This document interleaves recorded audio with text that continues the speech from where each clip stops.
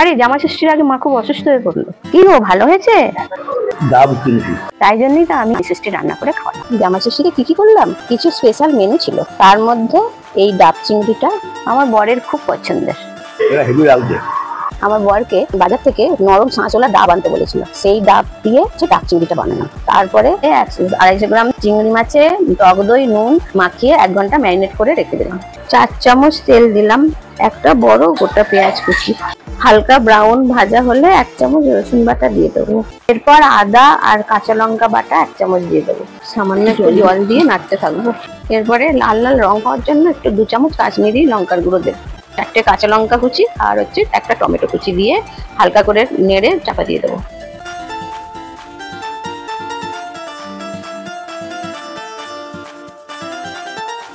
এবার ম্যারিনেট করা চিংড়ি মাছগুলো দিয়ে দেবো।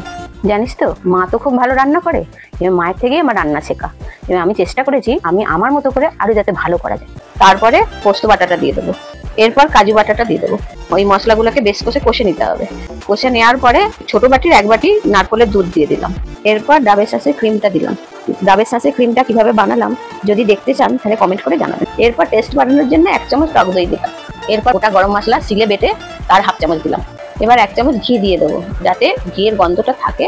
এরপর ধনেপাতা কুচি, নারকেল কুচি আর একটু ফ্রেশ ক্রিম দিয়ে ঢেকে দিলাম। রান্না হয়ে গেছে। এবার গ্যাসটা অফ করে দিলাম। এবার 5 মিনিটের জন্য এটা দমে রেখে দিলাম। মা ডাবটা নিয়ে আয়। হ্যাঁ দিচ্ছি। উফ, কি গন্ধ উঠেছে মা, জিভে জল এসে গেল। দেখ, এবার ডাবের ভেতর একটা করে চিংড়ি মাছ ঢুকিয়ে দেবো। দেখ, ডাবের ভেতরটা অনেকটা চিংড়ি মাছ আর গ্রেভি ধরে গেল না? মা একটু ক্রিম আর ধনেপাতা আর কয়েকটা লঙ্কা কুচি সাজিয়ে দাও। ঠিক আছে। এবার গ্যাসটা জ্বেলে ডাবটা গ্যাসের ওপর বসিয়ে দিয়ে ঢাকা দিয়ে দেবো। এবার 10 মিনিট ভাপিয়ে নেওয়ার পরে ওটাকে নামিয়ে নেবো। ও মা, ঠান্ডা হয়ে গেছে। মিন্টাসের অ্যাডের মতো জিভটা লগলগ করছে আমার। ও মা, এত সুন্দর লাগছে। হ্যাঁ, ঠান্ডা হয়ে গেছে। এবার ঢেলে নিয়ে প্লেটিং করবো। খাওয়ার সময় ডাবের ভেতর থেকে নিয়ে খেতে অসুবিধা হবে বলে তাই জন্য প্লেটে আমি সাজিয়ে দিলাম। আর মেনুতে আছে 5 রকমের ভাজা, চানা মশলা, চিকেন কষা, এগুলো আমি আগেই বানিয়ে রেখেছিলাম। জুলিয়ান করে কাটা নারকেল আর ধনেপাতা আর ফ্রেশ ক্রিম দিয়ে গার্নিশিং করে দিলাম। যদি আমার এই রান্না আপনাদের ভালো লেগে থাকে তাহলে লাইক করবেন, আর না যদি ভালো লাগে তাহলে ডিসলাইক করবেন। আপনাদের উৎসাহ পেয়ে আরো ভালো ভালো রান্না উপহার দেবো। নাও, খাওয়া শুরু করো। খেয়ে দেখো তো ডাব চিংড়িটা কেমন হয়েছে। আমি যেভাবে বানালাম সেভাবে আপনারাও বানিয়ে দেখুন, কেমন লাগে আমাকে কমেন্ট করে জানাবেন। আমার বাবা তো হাত চেটে ফুটে খেয়েছে।